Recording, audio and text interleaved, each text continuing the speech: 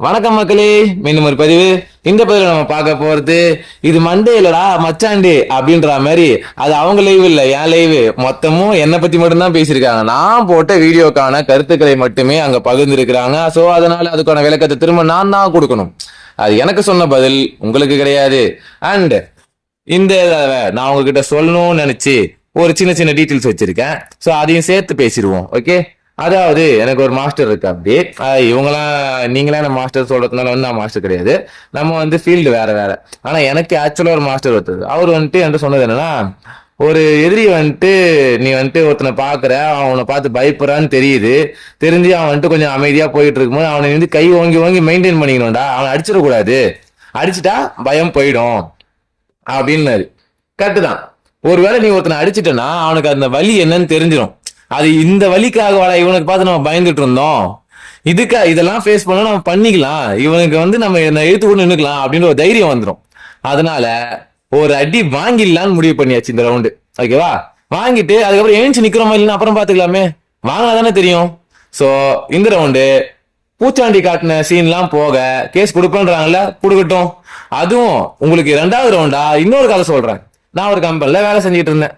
அந்த கம்பெனில ஒரு 3 மாசத்துக்கு முன்னாடி நடந்த ஒரு பிரச்சனையை எடுத்துட்டு வந்து என்ன வேலையை விட்டு தூக்குனாங்க. அந்த டைம்ல ஏன் என்ன வேலையை விட்டு தூக்கலன்னா, அந்த டைம்ல அந்த பிரச்சனை நான் முடிச்சிட்டேன். அந்த பிரச்சனைக்கு நான் காரணம் இல்லை, வேற ஒருத்தர் தான் காரணம், அது கம்பெனி சைடோட ஃபால்ட்டுன்னு சொல்லிட்டு நான் சொல்லிட்டேன்.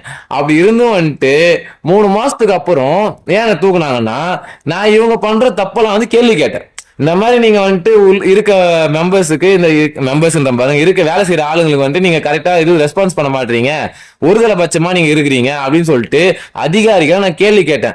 அதை கேள்வி கேட்டதுனால 3 மாசத்துக்கு அப்புறம் திரும்ப அந்த பழைய பிரச்சனை நான் முடிச்சேன்ல, அந்த பிரச்சனை வந்து என்ன தூக்குறாங்க. ஏன்னா என் வேலையிலயோ இல்ல நான் கேட்கிற கேள்வியிலயோ ஒரு குத்தம் கண்டுபிடிக்க முடியாது, ஒரு குறை சொல்ல முடியாது. நான் பேசுறது அந்த மாதிரி தெளிவா சொல்லுவேன். ஓகேவா, இங்க நடக்கிறதும் அதேதான். 3 மாசத்துக்கு முன்னாடி முடிஞ்சு போன பிரச்சனையை வச்சுதான் பேச முடியுமே தவிர்த்து நான் இப்ப பேசுறத வச்சு நான் இவங்களதான் டார்கெட் பண்றேன், இவங்களோட இதுதான் நான் சொல்றேன் அப்படின்னு சொல்லிட்டு இந்த கம்பெனி மேல தப்பு இருக்குன்னு சொல்லிட்டு இவங்களால நிரூபிக்க முடியாது. ஓகே, அது கோர்ட்ல இருக்க பிரச்சனை. கோர்ட்ல இருக்கிறத வச்சு நம்மள வேணா பேசலாமே தவிர்த்து, அதாவது நம்ம ஏற்கனவே போட்ட அந்த பிரச்சனை புவனேஸ்வரி இருக்கிறாங்க பத்தியா, அந்த ஒரு பாயிண்ட தவிர்த்து இவங்க கிட்ட வேற பாயிண்டே அடிக்கிறதுக்கு கிடையாது. புரியுதா? அதனாலதான் அந்த ஒரு பாயிண்ட் நான் பயப்படுறேன்னு நினைச்சுக்கிட்டு அந்த ஒரு பாயிண்டே எடுத்துனுறாங்க. அது கேஸ் போட்டுருங்கப்பா, நானே சொல்லிட்டேன்ப்பா, கேஸை கொடுங்க, அது என்னதான் பாத்துடலாம். எத்தனை வருஷம் ஆனாலும் பரவாயில்ல, இழுத்துட்டு போட்டோம். ஓகே, நான் பொறுமையா சந்திக்கிறேன்.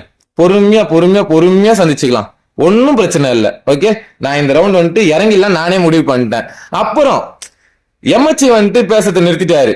அவங்களாம் வந்துட்டு கேஸ் வாங்கினாங்க, நிறுத்திட்டாங்க. அப்புறம் கார்த்திக் பிள்ளை வந்து பேச நிறுத்திட்டாங்க, தற்குறி பேச நிறுத்திட்டாங்க. அப்புறம் இன்னும் இருக்க யூடியூபர்ஸ் எல்லாம் வந்து நிறைய பேர் பேச நிறுத்திட்டாங்க, ப்ராஃபிட் பிளாட்ஃபார்ம் பேச நிறுத்திட்டாங்க, நம்ம ரிவீல் பண்ண ஆரம்பிச்சு நிறுத்திட்டாங்க அப்படின்னு தான் சொல்லிட்டு இருந்தாங்க. இப்ப நான் வந்து அதுக்கெல்லாம் பதில் சொல்றேன். ஓகேவா, நீங்க கேட்ட கேள்வி எல்லாத்தையும் நான் பதில் சொல்றேன்.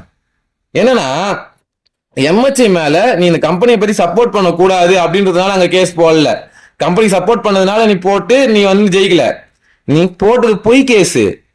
எம்எச்ஐ கத்திய விட்டு உனக்கு குத்தி தீட்டி வச்சிருக்கேன் அப்படின்ற மாதிரி பொய் கேஸ் கொடுத்தீங்க. ஓகேவா, என்னது பொய் கேஸ்? அவர் ஆதாரத்தை கூர்மையா தீட்டி வச்சிருக்கேன்னு சொன்னத நான் வந்து கத்தி விட்டு கூர்மையா தீட்டி வச்சிருக்கேன், உனக்கு குத்தி கீச்சிடலன்ற மாதிரி பொய் கேஸ சொன்னீங்க. நீங்க போட்டதுக்கு பேர் பொய் கேஸ். ஓகேவா, இப்ப என் மேல கொடுக்க போறதும் பொய் கேஸ் தான். நான் வந்துட்டு 10 லட்சம் சம்பாதிச்சேன், 10 மடங்கு சம்பாதிச்சேன். ஓகே, அப்படி சொல்லி போறதும் பொய் கேஸ் தான். அதை நான் நிரூபிக்கிறேன், அதை பொறுமையா நிரூபிச்சுக்கிறேன். 2வது, யாரோ பெத்த புள்ளிக்கு நான் தான் அப்பன்னு வந்து நிக்கிறேன் மாதிரி எவனோ கார்த்திக் பிள்ளை எங்கேயோ வேற ஒரு கேஸ் அரெஸ்ட் பண்ணதுக்கு நான் கொடுத்த கேஸ்ல தான் அரெஸ்ட் பண்ணாங்க, நான் கொடுத்த கேஸ்ல அரெஸ்ட் பண்ணாங்கன்ற மாதிரி என்னால இருந்தா கார்த்திக் பிள்ளை பேசாம இருந்தான்னு சொல்றதே வந்துட்டு முட்டாள்தானோன்றேன். புரியுதா உங்களுக்கு? புரியுதா? இதனாலதான் சொல்றேன் உங்களுக்கு புரிதல் இல்ல. புரியுதா? இதனாலதான் சொல்றேன் உங்களுக்கு புரிதல் கிடையாது. ஏன்னா கார்த்திக் பிள்ளை அரெஸ்ட் பண்ணது தமிழ்நாடு கவர்மெண்டே இல்ல, பாண்டிச்சேரி கவர்மெண்ட். ஓகே, நீங்க கொடுத்தது தமிழ்நாட்டுல. நீங்க ஏன்பா பாண்டிச்சேரி கவர்மெண்ட் அரெஸ்ட் பண்ண சீனியத்தை வந்துட்டு இங்க பெருமையா பேசிட்டு, அதுக்கு நான் ஒண்ணும் பண்ண முடியாது. உங்களுக்கு புரிதல் இல்ல, அவ்வளவுதான். ஓகே, இதுல என்னால உங்களுக்கு மாற்று கருத்தே கிடையாது. 3வது, ப்ராஃபிட் பிளாட்ஃபார்ம். ப்ராஃபிட் பிளாட்ஃபார்ம் ஏன் பேசல? அவன் வந்துட்டு உடனே எனக்கு இதுவாயிடுச்சுன்னா கிரண் அப்படின்லாம் சொல்லி கலாய்ச்சிருந்தீங்க, அதெல்லாம் ஓகே. ஆனா ப்ராஃபிட் பிளாட்ஃபார்ம் நீங்க எப்படி மிரட்டினீங்க? உன்னோட டீடைல்ஸை நான் வெளியே போட்டுருவேன், நெட்ல உன் ஃபேமிலி டீடைல்ஸை வெளியே போட்டுருவேன் அப்படின்றதுக்கான கமெண்ட்ஸ் எல்லாம் நீங்க போட்டது எனக்கு ஃபார்வர்ட்ல வந்தது. நானும் அதை பார்த்துருக்கேன். இருந்தாலும் நான் அதை பத்தி கம்ப்ளைண்ட் பண்ணல, எங்கேயும் வீடியோ போடல, எதுவும் பேசவும் இல்லை. ஏன்னா இப்ப நீங்க என்ன டார்கெட் பண்ணிட்டு இருக்கீங்க. அடுத்து 4வதா இன்னொருத்தர் இருக்காரு, வினோத் அபிஷியல். வினோத் அபிஷியல் வெறும் 2 பேமெண்ட் தான் எடுத்திருக்கேன் அப்படின்னு அவர் சொல்றது உங்களால நம்ப முடியல. உடனே வந்துட்டு 2 பேமெண்ட் எடுத்த ஒரு ஆளால எப்படி இவ்வளவு நம்பிக்கையா அந்த கம்பெனிக்கு பேச முடியும்? அவங்க குடும்பத்துல யாரோ இருக்காங்க, எனக்கு தெரியும், நான் சொல்றேன், அவங்க குடும்பத்துல யாரோ 10 லட்சத்துக்கு மேல சம்பாதிச்சிருக்காங்க இந்த கம்பெனில அப்படின்னு நீங்க பேசுவீங்க. ஆனா ஒருத்தர் அவரு நான் பண்ணல அப்படின்னு அவர் சொல்றாருன்னா அவர் பண்ணலன்னு அர்த்தம். அதே மாதிரி இன்னொரு விஷயம், அவரு வந்துட்டு 2 ஐடி தான் போட்டிருக்காரு, சரி 2 பேமெண்ட் தான் எடுத்திருக்காருன்னா 2 பேமெண்ட் தான் எடுத்திருக்காரு. அப்ப அவர்கிட்ட ப்ரூஃப் இல்லாம அவர் சொல்லுவாரு. உங்களுக்கிட்ட போய் சொல்லணும்ன்றது அவர் சொல்லல, அவர் மக்கள்கிட்ட நான் இவ்வளவுதான் எடுத்திருக்கேன்றது உண்மையை சொல்லிட்டு இருக்காரு. அவரு அந்த பேமெண்ட் தான் எடுத்தாரு, எனக்கு ஆரம்பத்துல இருந்தே தெரியும். அதெல்லாம் நான் ஏற்கனவே சொல்லிட்டு இருக்கேன். இங்க பேசுற எல்லாரும் ஒன்னும் அப்ளைனர் கிடையாது. இங்க வந்து பல பேர் வந்துட்டு பேமெண்ட்ஸ் எடுக்காம பாதிக்கப்பட்டிருக்க மக்கள் தான் பேசிட்டு இருக்காங்க அப்படின்னு சொல்லிட்டு ஆழமா ஆணித்தரமா சொன்னதே அந்த காரணத்தினால்தான். இல்லைன்னா வந்துட்டு நம்மளுக்கே வருது இவ்வளவு தைரியம். சரி அதையும் விடு, அது அவர் நிரூபிச்சு பாரு வினோத் அபிஷேல், ஓகேவா? அதையும் விடு. இப்போ 100 பேர் வந்துட்டு எனக்கு கமெண்ட் வந்துட்டு நான் நம்பிக்கை இருக்கு, நான் வெயிட் பண்ண, நான் இவ்வளவு பேமெண்ட் தான் எடுத்திருக்கேன், 2 பேமெண்ட் கூட எடுக்கல, எதுவுமே பண்ணல அப்படின்ற மாதிரி கமெண்ட் போடுற அந்த மக்கள் எல்லாமே அப்ளைனர். இப்ப இதை நீங்க நிரூபிச்சு காட்டுங்க. அந்த 100 பேரோட ஐடியும் உங்களுக்கு அப்ளைனர் தான் சொல்லி நிரூபிச்சு காட்டுங்க. அதுக்கப்புறம் நான் ஒரே மாசத்துல 36 பேர் ஜாயின் பண்ணேன். ஓகே, வெறும் 3 மாசத்துல 82 பேர் நான் ஜாயின் பண்ணேன். எனக்கு இருக்க வக்குக்கு நான் இன்னும் அதிகமா கூட பண்ண முடியும். நான் புஷ்ஷே பண்ணல என் லெவலுக்கு. நான் வெறும் 10% எஃபெக்ட போட்டு தான் இந்த 36 ஐடின்றதே கொண்டு வந்தேன் ஒரு மாசத்துல. உடனே ஒருத்தவங்க உஷான்றவங்க இந்த மாதிரி பேசியிருக்காங்க. அவங்க வந்து வெறும் ஒரு மாசத்துல 14 பேர் நீங்க ஜாயின் பண்ணி விட்டீங்க, அது எப்படி முடியும்? அப்படின்னா நீங்க அப்ளைனர் தானே அப்படின்னு நீங்க கேட்டிருக்கீங்க. அவன் 2 பேமெண்ட் மட்டும் தான் எடுத்தா நம்ப முடியுமா அப்படின்னு நீங்க கேக்குறீங்க. நான் சொல்றேன், எனக்கு கீழே இருக்க 82 பேர்ல 82 பேரும் கிரவுன்னு நினைக்கிறீங்களா? 82 பேரும் நீங்க கிரவுன்னு ப்ரூஃப் பண்ணுங்க முடிஞ்சா. 82 ஐடி எனக்கு டைரக்ட்ல இருக்கு. 82 பேரும் கிரவுண்ட் ப்ரூஃப் பண்ணுங்க பாப்போம். அந்த 14 பேர்ல அவங்க இருக்க எல்லாமே பிஎம் ஓஎம்ன்றாங்க. ஓப்பனிங் மெம்பர் இந்த கம்பெனில ஓசி ஐடி. ஒரே நாள்ல நான் 1000 ஐடி எனக்கு கீழே வந்துட்டு கொண்டு வந்தேன். எந்த கம்பெனி ஞாபகம் இருக்கா? Golden club. OC ID free ஐடினா ஈஸியா கொண்டு வர முடியும். இந்த அளவுக்கு கூட நாலேஜ் இல்லைன்னா நான் என்ன பண்ண முடியும்? உங்களுக்கு நாலேஜ் இல்லைன்றது நீங்க அடிக்கடி அங்கங்க ப்ரூவ் பண்றீங்க. என்னால வந்துட்டு இதுக்கெல்லாம் டாலரேஷன்ஸே பண்ண முடியலப்பா. I can't tolerate this at all. Worst behaviour. அப்புறம் இன்னொரு விஷயம், நான் வச்சிருக்க மிஷின் பேரு 3D printer. Key chain machine கிடையாது. ஐயோ கீ செயின் மிஷின் அது 3D பிரிண்டர்ன்றது எவ்வளவு பெரிய டெக்னாலஜி தெரியுமா? நாசால யூஸ் பண்றாங்க, எலான் மஸ்க் யூஸ் பண்றாரு, நிறைய ஃபீல்ட்ல யூஸ் பண்ணிட்டு இருக்காங்க, டாக்டர்ஸ் எல்லாம் யூஸ் பண்ணிட்டு இருக்காங்க, 3D போன் மேக்கிங் பண்ணிட்டு இருக்காங்க. ஒரு பிரிண்ட் மெட்டல் 3D பிரிண்டர் இருக்கு, கார்பன் ஃபைபர் 3D பிரிண்டர் இருக்கு, ஏன் கன்ஸ்ட்ரக்ஷன் வீடு கட்டுறதுக்கு கூட 3D பிரிண்டர் இருக்கு. அதை போய் கீ செயின் மிஷின் சொல்லிட்டு ஃபன் பண்றீங்க பாத்தீங்களா? ஐயோ உங்க காமெடி அலப்பற இருக்கு, என்னால முடியல. தேவையா இதெல்லாம் தேவையா? இதுதான் சொல்றேன், உங்களுக்கு புரிதல் இல்லைன்னா பரவாயில்ல. அந்த கீ செயின் மிஷின் சொல்றதுக்கு படிப்பறிவு கூட இல்லை, நல்லா தெளிவா தெரியுது. அது 3D பிரிண்டிங் மிஷின், ஓகேவா?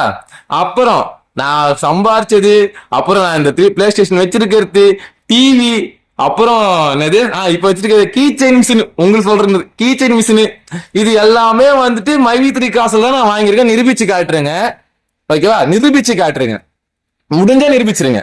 ஏன் என்கிட்ட எல்லாத்துக்கும் பில் இருக்கு, எந்த டேட்ல வாங்கன்னு எனக்கு தெரியும்.